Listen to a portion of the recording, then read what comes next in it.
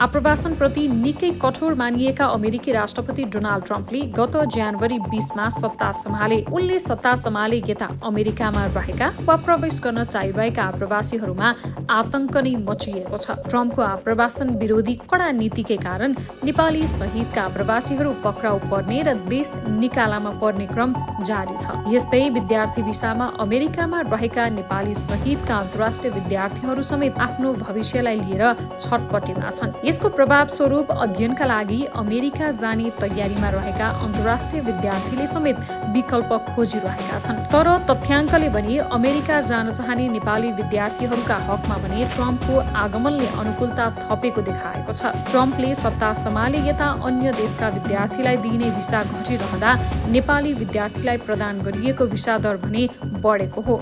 अमेरिकी विदेश मन्त्रालयको ब्युरो अफ कन्सुलर अफेयर्सका अनुसार गत डिसेम्बरमा 616 नेपालीले विद्यार्थी भिसा पाएका छन्। तर ट्रम्प आएको महिना अर्थात् जनवरीमा 750 नेपालीले विद्यार्थी भिसा पाएका थिए। अझ फेब्रुअरी महिनामा भिसा पाउने नेपाली विद्यार्थीको संख्या 802 पुगेको छ।